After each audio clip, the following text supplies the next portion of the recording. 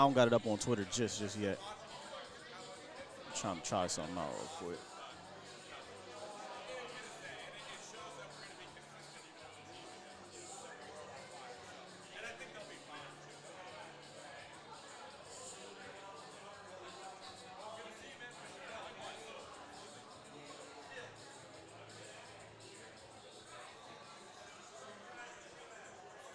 Yep.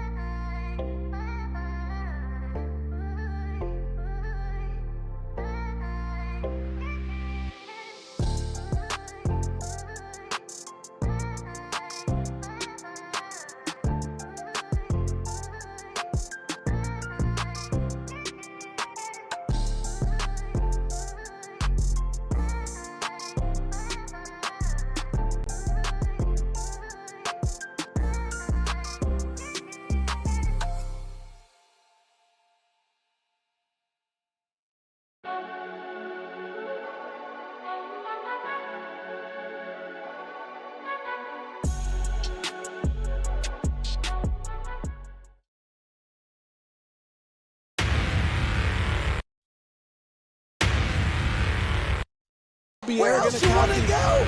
Don't nobody do it like us, bro. Oh my goodness. We beat the brakes off y'all. Whoop that trip.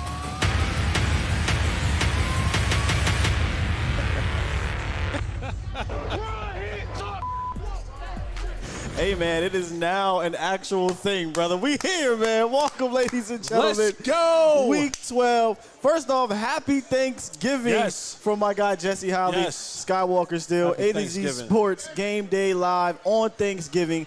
Cowboys, Raiders, we're here. Happy Thanksgiving, brother. Happy Thanksgiving to you. This is our first one together. It This is. is like, you know what I'm It saying? is. This is Yeah, like a moment, man. man. We're sharing Thanksgiving together. This is like a monumental moment. This is a family It is. moment that we're we sharing. fam, man. We're fam. family. We talked a lot yesterday. Yesterday was Yes. really our Thanksgiving. It was. You know what I'm saying? It was. So we can't really do the real food thing, but what you eat yesterday, Jesse? Oh, I had to. First of all, this is I know. Sorry, Jesus. But the Holy Trinity on this day Is what? is the macaroni and cheese, yams, and collard greens on one fork. On one fork. Oh. I told my lady, I said, you gotta stab everything. You got to stab You gotta everything. get Yeah. everything. So I'm not a turkey guy. I'm a rib guy on Thanksgiving. So ribs, collards. Had the collard greens. Got the collard greens, the potato salad, the macaroni and cheese, the yams. What else was there? Yeah, got the Hawaiian rolls. I had Hawaiian rolls. Shout out to my guy and really the Cowboys players, guys. Chef Hoppy. Oh. He cooked, had some Thanksgiving stuff. One night got some plates and stuff for me and my lady. Making that money. I ain't making the money. Money. So shout out to my guy, Chef Hoppy. Chef I appreciate Hoppy, you, man. making that. Shout out to my mom. Shout out to Monica. Shout out to Momo. Thank you, Mom, for cooking. But see, my mom, Duke, she in North Carolina. Right. I couldn't be here. Yeah, I should have hit Miss Holly. That's who I should have hit up. You could have came through. Next year. Okay, we have to do year. it next year, man. But happy Thanksgiving to those out there watching and those here at Texas Live Revolver Brew House. We are here once again to discuss today's game.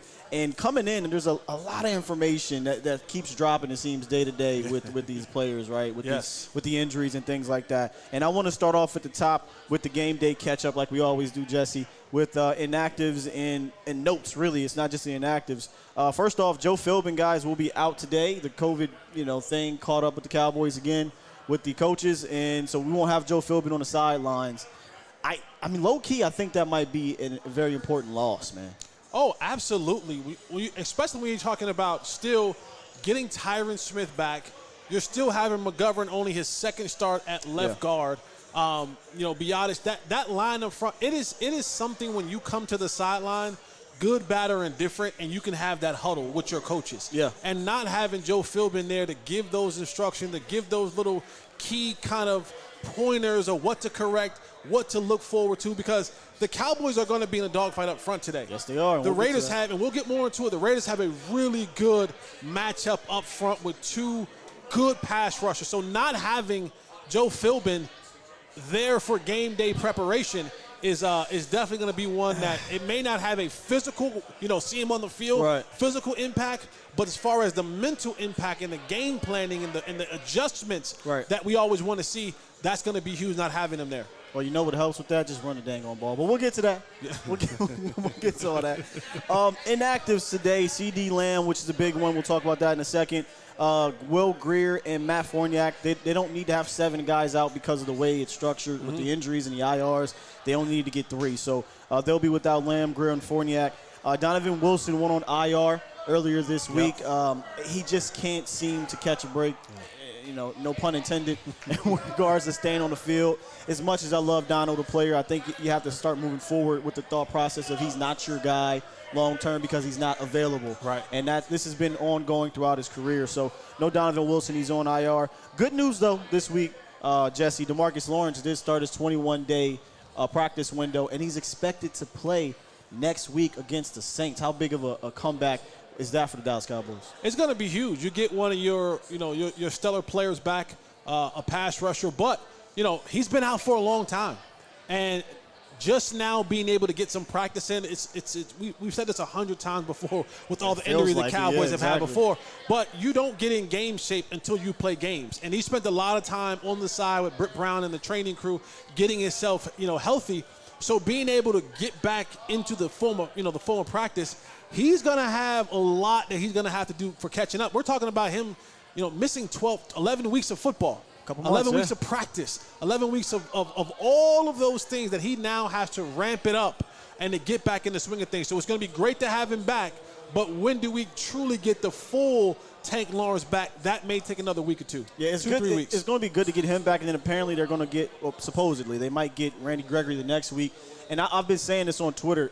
You want to get these guys back so they can get their footing heading into that last stretch, right? And if you can come away with victories, that's even better, right? And it starts with today. This is Game Day Live, presented by Ideal Turf, the #1 turf for your lawn in the Texas area. Now let's talk about we won't talk about the monkey in the room, which is CeeDee Lamb, or the elephant in the room, which is CeeDee Lamb. I wanted to bring this up because you brought this up here. You played in 3 Thanksgiving games in your tenure with the Cowboys, correct?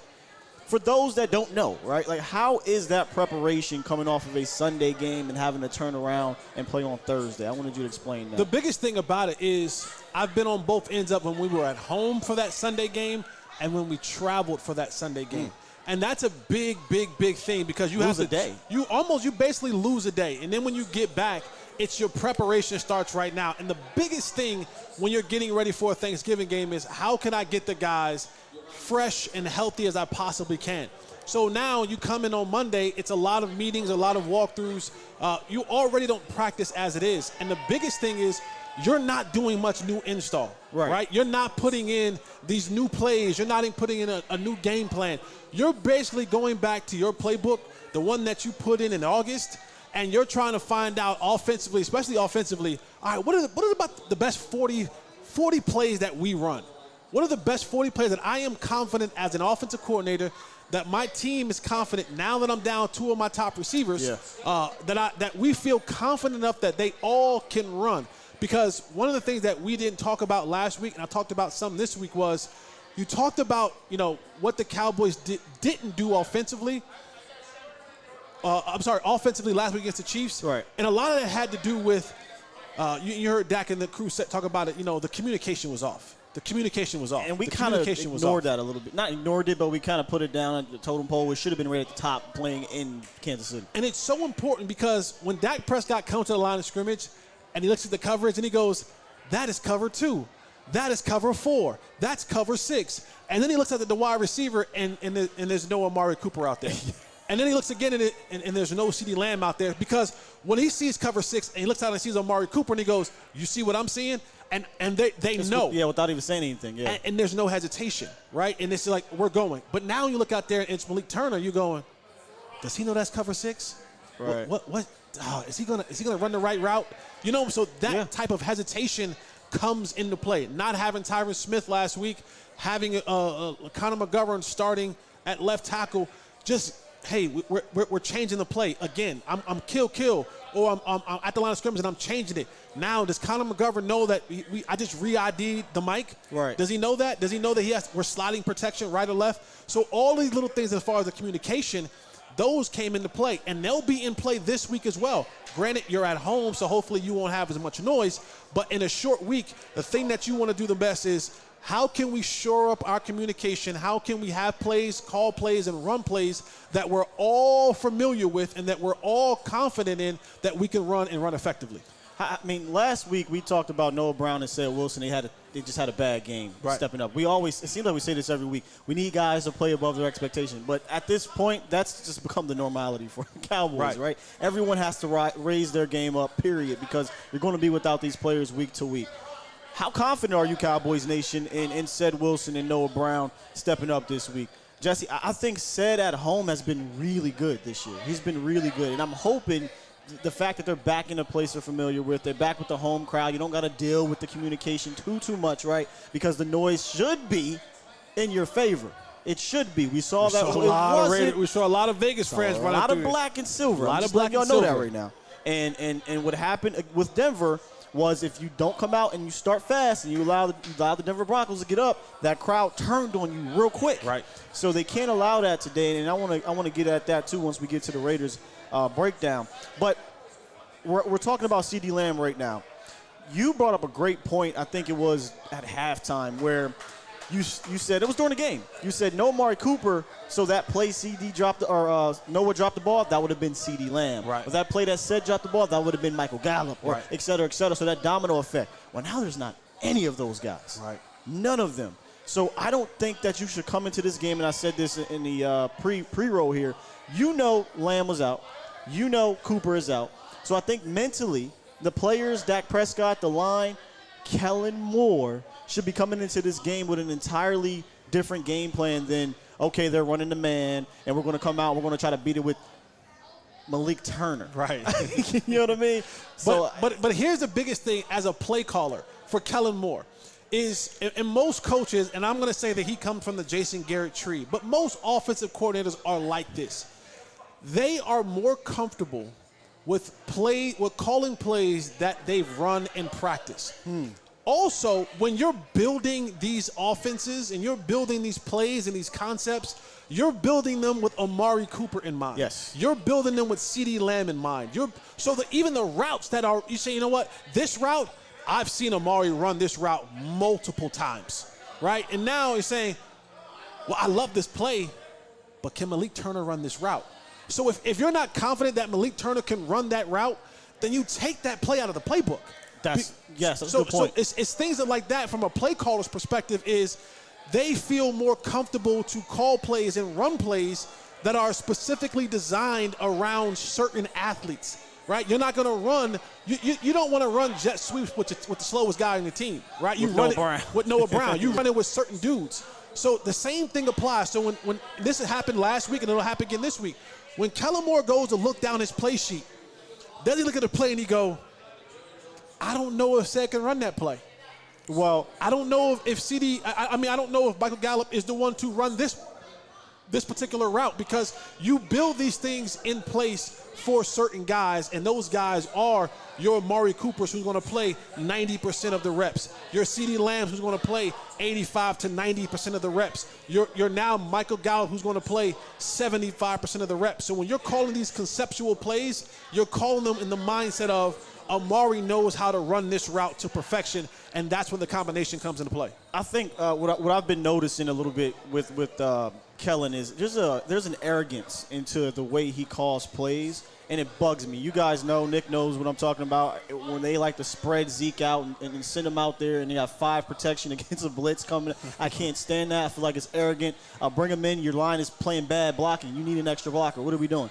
There's the arrogance when you get into the red zone. They want to run these weird, let's pitch it to Cedric Wilson. That could have worked if he called it, but why are we getting cute? Run the ball. You know, there's just this arrogance. What I need him to do, and if you ever seen Peyton Full, I need you to be boring. I need you to be boring. Yeah. He's like, I'm boring. And she's like, I don't care if you're boring. Be boring today, Kellen. But see, that's a funny thing, and this is the fickleness of Cowboy Nation and Cowboy fandom. And I'm not calling you fickle. No, I know what you're getting at. What I'm saying is that we asked for this. We asked for the extreme. We asked for be more creative, spread it out, use guys all over the field, and all this kind of stuff. And so when he gets into that bag, and now he's really into that bag, now it's saying, well, let's be boring and just run the football. Context matters. Okay. That's what I'm getting at. Okay. Context matters. When you got CeeDee Lamb, Amari Cooper, Tyron Smith, Michael Gallup, when you got those guys. But the base of your offense has been built off those guys. So now you're saying you have to go back and change things. But here's the thing about football and running the game, and you know in the run game, it ain't like you got to be super cute to run the ball. That's what I'm getting at. Absolutely. To run the ball. And this is one and I say all this to say, I always talk about week to week. This league is week to week. Game planning is week to week. And this is one of those weeks where you come in and say, by hook or crook, we have to run the ball. You don't have your weapons that allow you to dig deep into your bag. So if you got to be a little boring, and when I say boring, I don't mean just line up in I formation and running straight ahead. I mean run the ball. Right. Because to fans, to Kellen probably, that's boring. But you have to do it today because for a few reasons. You get Tyron Smith back, okay? And let's move on and talk about Tyron real quick. Tyron Smith missed the last, 3.5 games or something like that, 4 games or whatever. Coincidentally, if you go look at the Cowboys' rushing numbers when he's been out, they haven't been good. Yeah. Now, I don't know if that's just because of one man, but it kind of feels like it. A lot to do with it. Kind of feels like it, right? That ain't just one man, though. Right. That is He's all-world. That is the all-world future Hall of Famer man. Correct. And I think we talked about this in the post game. When you're without certain pieces, it does affect you mentally as a play caller, and then as Dak Prescott, it affects you mentally too. I feel like he gets a little arrogant, where he's like, you know what, I'm Dak. I trust Terrence Steele and Lyle Collins to hold up against Chris Jones and Frank Clark. Sometimes you got to say, all right, I know what I got going on here, and I can't act like it's tiring out there. It's not. And I feel like Kellen kind of was in that mental where I'm just going to continue to run what we run, kind of Jason Garrett-esque, right? where is that adaptability? Where is the game plan kind of changing at halftime? The game plan changed on their butts real quick when CeeDee Lamb left. Yeah. But this week, I'm all about getting that run game going so you can help your offensive line against what we like to talk about in Yannick Ngakoue and Max Crosby, two of the best edge rushers you're going to face this year as a tandem. And ladies and gentlemen, I'm just going to say it right now, Max Crosby may not be a household name to you guys, but he is a household name to those in the NFL world. He is one of the elite pass rushers in this game, and he's going to give those guys fits. And they have 18 sacks on this season. Yeah, they're top 3, I think, in sacks or sack percentage. Right. They're going, and then you add behind that, they got a linebacker in Perryman who is a tackling machine. Like, if you don't get a body on him, he going to tackle you. And the biggest thing is that the Cowboys, while you want to run the football, I think that's going to become difficult today. It is. And mainly being that you don't have your 2 studs on the outside. So what are they going to do? They're going to add that other man to the box and say, you know what? If Malik Turner beats us, I'm going to tip my hat to y'all, and I'm going to try to make this turkey taste as best as it possibly can with this loss. If Cedric Wilson beats us for 150 yards and 2 touchdowns, then I'm going to tip my cap to you, and I'm going to try to make this canned cranberry sauce taste the best as possibly can on Thanksgiving. So they're going to say, you know what? We don't believe in those guys. We don't believe that you believe in those guys. Right. So we know what you want to do up front, and that's your saving grace. And with Zeke not being 100%, I don't know how long he goes in this football game. I didn't even bring that up, yeah. Like, he is, make no mistake about it, Zeke is way more hurt than he's leading on to be. He's hampered. He is extremely hampered. It's why I was kind of interested in Philip Lindsay when he got cut by the Texans, because you need another guy, I think, to allow Zeke to rest. I don't think Corey Clement's that guy, right? Like, if Zeke goes out, you're going to lean on Tony and Corey Clement. Tony's one thing, Corey Clement's not. And I believe, I've been saying this forever, Tony Pollard and Ezekiel Elliott together is better than they are separately. Right. And I think we've seen that throughout this year. And I saw you on Twitter say, what's a Tony Pollard game? I think we got to relax. I love Tony Pollard. I think he should be involved a lot more. But because people say, like, oh, this has to be a Tony Pollard game. And I just want to know, what is a Tony Pollard game that makes you satisfied enough that he's a dominant player in the game? Yeah, I mean, if you guys want to answer, you can. Here's where, and we talked about this last week. Okay, you're hampered at receiver. Why not use Tony Pollard out there, right? That could be one of those adjustments. Why not run more 21, but not the traditional fullback and tailback 21, but Tony and Zeke. That way they can't really get a read on what you want to do, and I will take Tony Pollard against Perriman or whoever the hell is their linebacker all day and tomorrow. That's where some creativity can come in, but like you said, it's on a short week. So you don't have a ton of time to implement these new things. You got to find, I think you said 40 plays that work, right, and you got to roll with it. No, you do. Absolutely. And the thing is, not only is it a short week, everything's a walkthrough.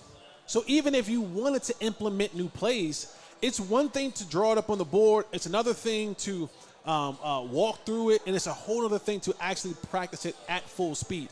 They didn't do any full speed practices this week. Yeah. Everything was a walkthrough / jog because everyone's beat up. We're in the week, 11, 12 of the season. Guys are injured and hampered. We're coming off a game we had 4 days ago. So I got to do whatever I can to preserve these guys to get ready to go. So it's the lack of creativity or adding new creative plays hampers you because you just don't have the time and you're not even going full speed. So today's is going to be a huge day on execution. Yes. Like if there's one word that I want to kind of use, and I'll use it at halftime and I'll use it at the end of the game. If execution is done right by the Cowboys today, they'll be victorious. If execution is not done right by the Cowboys today, we'll be sitting here in about 3.5 hours with with egg on our face because dealing with some of these black and silver fans. And they gonna come. And they gonna come. That's going to be the name of the game today is can the Cowboys consistently execute whatever it is that they're calling, because all the other trickery and all that kind of stuff, that's really out the window right now. You got to go in there and execute and do what you're called to do each and every play on a consistent basis. So I'm thinking of solutions as you're talking here, talking it through. And again, I'll continue to bring back up Max Crosby's a problem. Yep. Okay, Max Crosby, Yannick Ngakoue are problems. I don't care who's playing left tackle, center, guard, right tackle. They're going to win. I'm just letting y'all know that right now, so don't freak out when they get some victories. But what are some solutions, right? And the best way to mitigate a pass rush, a really good pass rush, is to run at them. Yes. That's just number one, is to get your run game going. But how do you do it, right? I'm thinking in my head, Jesse, as we're talking this through, maybe some more 12 personnel. To protect, that also helps protect you in the passing game because you can run some play action off of that. You can leak out McKeon, you can leak out Schultz, and that you technically have 4 weapons that you can go out, or your running back can leak out as well. So I would like to see a little bit more 12. I love 11 when we have our guys, but we don't have our guys. Right. You know what I mean? You can't. I don't know if you can lean on a Noah Brown and a Ced Wilson the same way. If Noah's run blocking, I'm all game. Right. I'm all game for Noah Brown blocking. So I'm looking at a little bit more 12. Kind of a similar game plan, unless they don't allow you to do it, that we saw in, almost said San Diego, Los Angeles, where it was quick game. Get the ball out quick. Run at Joey Bosa. Downhill. Like, there was a lot of, don't get it twisted. They didn't have to send a whole bunch of chip blocks to Joey Bosa, a whole bunch of double teams to Joey Bosa because of the game plan. Yeah. So I'm looking for, I hope Kellen Moore game plans for Max Crosby, because if he does not, he is going to win on the edge against Lyle Collins or against, and I love Tyron Smith, but he's just that good, y'all. I'm just telling y'all that right now. He's going to get busy. So I'm looking forward to them kind of maybe tightening things up, helping Lyle on that side, be it with the game plan or with some chips, or with running backs leaking out, and not this little. Did you see what Zeke did last week? He tapped number 55 and then went out. What is that? Yeah. What is that, Zeke? No, we don't need that this week, brother. You're going to have to help out those boys. And I think another thing that they can do is move in the pocket, right? Oh my goodness, I don't know why they don't do that with Dak this year. Yeah, you got to move that pocket. And I know sometimes they say, well, it cuts off half of the field, and that's fine. But when I move the pocket, I kind of get away from one of their pass rushers, kind of elephants on parade on their other pass rusher, and now I got a more clear, defined picture of where I want to go with the football. I can get some things going, and now we haven't seen a lot of it, and maybe it's by design. You know, we haven't seen much of Dak kind of not running anymore. I don't know that's by design or by just whatever, but getting Dak on the move, allowing him to use his athleticism, because you're going to have to make everybody play. They're going to have to be sound in their technique as well. Yeah. But if we just line up and come right at them, that plays into their hands. We got to move a little bit. I agree with you. Some quick game. Get the ball out quick. Let the ball get into the hands of their playmakers, and just methodically move the football down the field. And while I know that this thing is predicated on offense, we're going to need a play or two from our defense. Absolutely. And we're going to get to that matchup on the other side, which is Derek Carr and those boys. I look, Derek Carr, to me, I put him before we go, let me say one last thing before we move from the offensive side of the ball.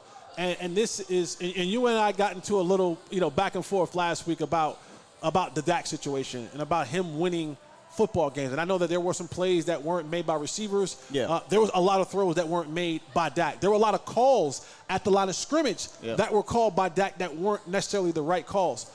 But again, this is another one of those games where you're down. You're a little bit depleted. You're at home. You need a victory. Yeah. This is the game where your quarterback, your franchise quarterback, your $140 million quarterback, the quarterback who you want to put in that elite category, elevate that conversation, everybody. You got to elevate. Like you gotta go ahead now, right? Take the glasses off, unbutton the tie. Superman has arrived. Like, you need to be that guy. What did Jay-Z say? Step inside the booth, loosen up the tie. Superman needs to arrive. Dak needs to be Superman today. He needs to make the right throws. Yes, they have to catch him. I get it. The right calls, the right reads, tuck it and run at times. He's got to be on his game. He has to be on his game today. He can't miss throws. He can't be late on throws. He can't turn the ball over. So he's going to have to elevate his game to a level of, I know that we're down. I know that we're depleted, but I'm one of the baddest dudes under center across the football league, and I'm going to show you why. I said this after last week. When I don't care who you are, if you can't block it up front, it's going to be hell. Look at Patrick Mahomes in the Super Bowl. But even in Patrick Mahomes in the Super Bowl, there's opportunities. Yep. So when those opportunities come up, just like Dak Prescott last week, you have to take advantage of them. He probably went 0 for like 5 of those in those opportunities. You can't do it. You can't do it. So Let's go, yes, Cowboys. Sir. Yes, sir. So if and I don't think that it. Again, I respect that pass rush, but with Tyron Smith being back, I kind of feel a little bit better, right? But there's still going to be times where the line is likely, because all year really the line's kind of been a little sketchy in regards to pass blocking. So it's going to be times where Dak has to make those opportunities count. So let's say there's 6 or 7 opportunities in the game. He's going to have to hit on at least 4 or 5 of them, right? Because you can't be the guy that I think he is, right? If you go into this game and you're 1 for 6 or 7 in those opportunities, I don't care who's out. And at the end of the day, context matters, right? And you need players to play. But at the end of the day, the game was 19-9. The game was 9-16 or whatever it was. So there were opportunities for you to win that ball game. And if they would have, right, if you would have connected on those, we're having an entirely different conversation about you coming out of it.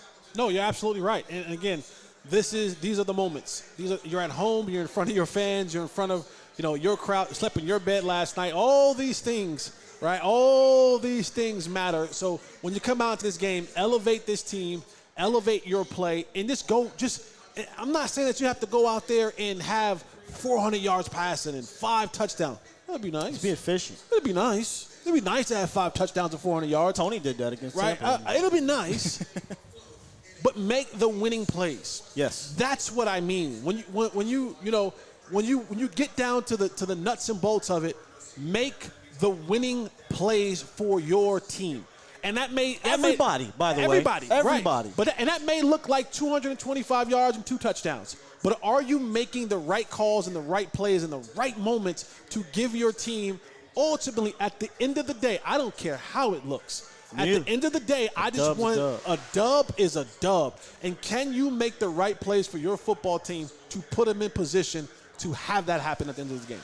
Yeah, he's right, man. He's the voice of reason. Come on now. Voice of reason. This is Game Day Live pregame show presented by Ideal Turf, the #1 artificial turf company in Texas. Now let's flip it on to the other side. And by the way, before I do that real quick, let me also give another name for y'all to watch out for. Casey Hayward Jr. Okay? Yep. Casey Hayward Jr., guys, is another lockdown cornerback. I'm just letting y'all know that right now. He's nobody to be a slouch. So if what's my man's name? Gallup. If Gallup can get some victories on Casey Hayward Jr., that will go a long way. Absolutely. That'll go a long way. But I want to flip it now to the offensive side of the ball and kind of talk about their weapons over there and how the Cowboys can match up. First, before I do that and get on the Raiders players, Micah Parsons is coming off another just ridiculous game and as a monster that he is. It's rinse and repeat for him, honestly. Yeah, I was going to ask you, where do you – because it's like a guessing game each week. What do you think they'll do with him this week? Linebacker, defensive line, both? Just what do you think they'll do with him this week? I got a chance to watch practice earlier this week, and they line up a lot at rush in. From what I've seen, he was lined up a lot at rush in. So I'm assuming that's where they're going to go back and play again, because when you get to Derek Carr, he turns into Kirk Cousins. Well, listen, I have him in that He group. turns into bad Kirk Cousins. like Derek Carr and Kirk Cousins is when Kirk is good and Derek is good, they're damn good. Mm-hmm. When Kirk is bad and Derek is bad, they're really bad. But even when they're good, they'll give you an opportunity to make a play. Yeah. Derek Carr, he's got 9 picks this year, is going to give you an opportunity to intercept the football. So I think having Micah Parsons at rush in, getting some pressure on Derek Carr, making him have to rush the process, making him take his eyes from down the field, getting his eyes off Darren Waller, please, my God. And making him have to be a mobile, uncomfortable quarterback. I like that for us defensively than I do Derek Carr being clean, standing up in the pocket. Because if he can get clean and stand up in the pocket, he'll deliver some really beautiful throws. So I think having Micah rush the passer, getting him off his spot. When you watched the film last week, you saw Patrick Mahomes, who, by the way, Patrick Mahomes sometimes leaves the pocket way too early. He just naturally takes I'm telling off you, man, there's for still, no reason. There's this youngness still in his game. But did you watch when Patrick Mahomes would take off? He start doing this, looking back, looking back. He was looking for 11. And so I want that same fear to be in Derek Carr's mind. Is when you take off, look back because that lion is coming. He's coming. I'm with you. And this is one of the main reasons why. And again, I respect Josh Jacobs and Kenyon Drake because if they stay on script, like if you allow the Raiders to stay on script and they can get those guys involved, those are good running backs. But they are stubborn. They don't run the ball that much. Yeah. This kind of reminds me a little bit of the Atlanta game where I said I kind of want him rushing, even though he didn't play defense end in that game. Right. But I wanted him rushing because I just didn't fear that running game. These are better running backs. They've had more success in their careers. But these guys pass the ball the 6th most in the league and then run the ball the 4th least. A lot of that could be due to them with their slow starts. They're one of the worst teams in scoring in the first quarter, so that's going to be important for the Cowboys to get up because the Cowboys play totally different when they're leading than they do behind. Right. So I'm looking for the Cowboys to take advantage of the Raiders' slow starts and put them behind the sticks because then you can sick that young lion on Derek Carr and not have to worry about too much of Josh Jacobs. And we've seen all year the best run defense for the Dallas Cowboys has been their offense. Yes. I don't know if that's going to be the case today. Right. So they're going to have to be a little bit more sound. So I want to see him get after Derek Carr. Like you said, make him look over his shoulder a little bit, pressure him because even in this Bengals game, let me just tell y'all right now, first look, second look, third look, it's Darren Waller. Yeah. Okay, he wants to get the ball to Darren Waller. I think you can. And I can't blame him. Can't blame him. But I feel like you can scheme it a little bit, and we'll get to the turf tough matchup here in a few minutes. I feel like you can scheme it to jam him and make him take his eyes off for 1 second and allow Micah to get home. But we're also going to need Dorrance Armstrong. You're also going to need these other guys to step up. But I'm absolutely with you. Micah Parsons at defensive end, sick him, young man. No, you have to. At this point in time of the day, again, they can't. The Raiders, what I'm speaking of, they can't do much game planning for you guys. They got to go what they got to go with, which is going to be, like you said, trying to find Darren Waller. And they'll try to establish some of the running game early on. Like Jacob is more of the between the tackles guy. Kenyon Drake is the home run hitter. Yes, he got the Cowboys last year. You put that young man in space and beep, beep, you'll be looking at his brake lights. You know what I'm saying? Like he can go. So just not allowing them to get ahead of the sticks early on so that now you can put them in those third and long situations. And that is the best for Micah Parsons, when he can just go after the quarterback, when he knows it's a certified passing down. And that's where you want him to be. You want him to be in that space where they're in necessary passing down because you got them on the first and second down. Now it's 3rd and 8, and you can go get the football. Oh, well, here you go. This is breaking news here. I didn't know this until just now. It looks like La'el Collins is not starting today. It'll be Terrence Steele at right tackle. So one of the matchups I was going to talk about was Max Crosby against La'el Collins, but now it's Max Crosby against Terrence Steele. So there we have it. It looks like Steele against Crosby. And somebody said it's a bad idea. Listen, I told you at the top of this thing, I don't care who's over there. Crosby's going to be a problem. So you gotta hopefully they send help or game plan against Crosby, whether it be Collins or Steele. So that's major. Looks like Terrence Steele is starting at right tackle according to my guy Stevie Mack, which is and I don't see them going away from that, right? Like I feel like that's going to be the rest of the year. We were just talking about how La'el Collins kind of hadn't been back to his old – no, he was back to his old La'el Collins. 2016 La'el Collins, 2017 La'el Collins. But he wasn't that guy. So here we go. It looks like that's where we're at. Real quick, though, guys, let's get into the ideal turf tough matchup of the day. And I asked this last week, Jesse. What is worse than a Cowboys loss, Jesse? Cutting grass. Cutting grass? Yeah. Cutting grass? Yeah. It's worse.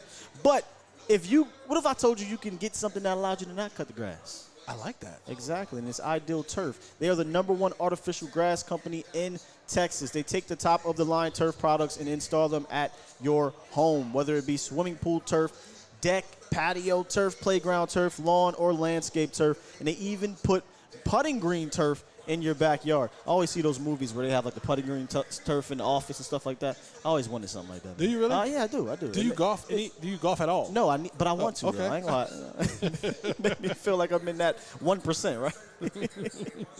What stands out the most about their products, though, is their built-to-last quality that you can really feel. And I want you guys to see this built-to-last quality right here, guys. This is the built-to-last. I am seriously considering, I really been having conversations this week. I am seriously considering. I saw you on Twitter talking about it. I'm serious. First of all, I tagged Ideal Turf, by the way, in that. Yeah, first of all, stay off my lawn, people. They won't stay off my grass. They won't stay off my grass. I'm trying to. I can't win it now, but when the springtime comes back around, I want to win lawn of the month. But I can't do that when all the delivery people keep walking through my grass. But if I get some Ideal Turf, you guys can have at it. You can walk up and down this thing because it won't matter. You won't do anything to this. This I ain't got to even cut this. No. Yeah. You ain't got to water it, nothing. You can fake water it, though. Make it go outside and, make all I'm not going to do that because that costs money. I save my water bill. Save my water bill, baby. So listen, Dallas Cowboys fans. 20-year warranty, too. 20-year warranty. It might outlive me. Do me and Jesse a favor and go to ideal-turf.com, and there's a message box right there where you can get a free quote. It costs you nothing. It's free. It's free. Free quote. And put in there that A to Z Sports sent you so you can get your free quote on more information about this Ideal Turf Tough matchup. And today's Turf Tough matchup is Darren Waller against J-Ron Curse, a.k.a. J-Rock. Let's go, JK. He going to need him. J-Rock was very, very productive. Well, I shouldn't say very, very productive, but I thought he had a good game against Kelce last week. The numbers might show that he had like 76 yards, but a lot of those catches weren't that crazy impactful. He got an interception on one of those. It was so perfect because you said he does this little thing, right? I watch film. I watch film. I do this a little bit still. I do this I know people be like, oh, shut up, Jesse. I do watch film a little bit, but you saw it. Yeah, it happened. He cost him. He took his eyes off the ball a little bit or tried to get that little turn, and J-Rock got the interception, and boy, he showed how fast he ain't. But we don't pay him for speed. Ooh, boy. But no, I do like this matchup though because they're similar. They're big body guys. They can route you up a little bit. I do think that Darren Waller's catch radius is way better. I think it's one of the best catch radiuses in the league. And a lot of people might get mad at this, but I think Darren Waller is just as good, if not better, than Travis Kelce. He just doesn't have Patrick Mahomes throwing him around. I said that people jumped on me. Hey, I think Darren Waller is bigger, stronger, faster, and more athletic than Travis Kelce. Problem is, he doesn't have Patrick Mahomes and doesn't have Airbnb and Andy Reid. Yeah. That's it. Like if you had to just match them up skill for skill, I would take a Darren. I would take if you told me you can have Patrick Mahomes and Eric Bieniemy and Andy Reid, and who would your tight end be? Darren Waller, or Kelce? Travis Kelce? You taking Waller. I'm taking Waller. And that's no disrespect to Kelce. It's not. He's just more athletic. Now, he just plays with a better system, with a better quarterback, and a better offensive coordinator. So, but today is going to be one of those days, and I think the matchup, JK versus Darren Waller, this isn't a one-on-one matchup. No.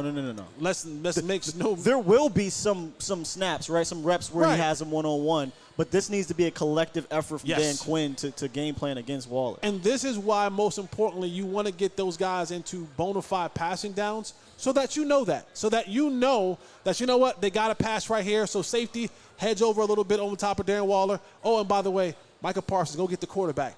And because if you give him time, JK, MK, MKG, MJB, name the acronyms you want. 8-ball, MJG.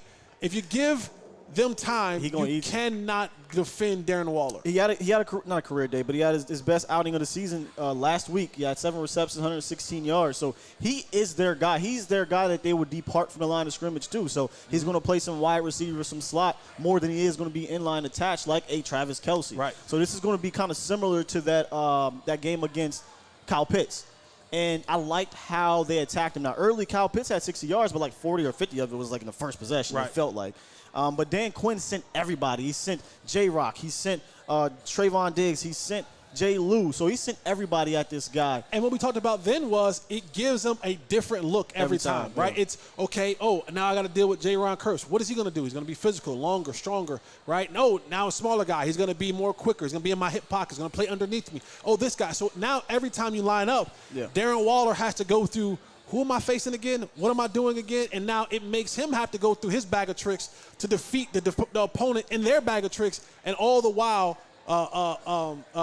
Derek Carr has to figure out who's defending him this time and how I should place the ball to him this time. I'll tell you one thing they need to do from what I noticed last week on tape against the Bengals. The Bengals were not physical enough with him at the line of scrimmage or off the ball, and they allowed free release too much. And I felt like that Carr said, okay, free release, I'm going right to him. And if you allow him to get a free release, you better hope he's running some like 5-7 yard button hook, but that's not what's happening. They're sending him in that middle of the field. So I would love to see Dan Quinn get physical with him. I don't care if it's with Jordan Lewis, with J-Rock, with whomever, and maybe have a linebacker buzzing behind him or a safety buzzing behind him to get ready for that shot in the middle of the field. But if you allow him a free release, now he can get either right behind your linebacker and right in front of your safety, and Carr doesn't care, just put it up. He has like a 7-foot wingspan or something crazy when he reaches up. So I'm going to be very interested to see how they play Darren Waller. But that is our Turf Tough matchup of the day. All right, man.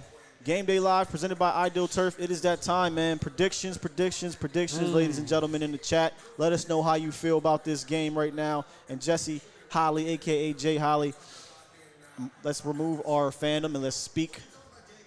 Let's get back into keeping it real. Because I ain't going to lie to y'all. I got caught up in the whole situation last week. But nonetheless, man, how we feeling today? You know, I feel almost bamboozled again 2 weeks in a row because, thinking we're going to have CeeDee Lamb leading up into this game, and then to find out you're not having CeeDee Lamb, and then the news we just got.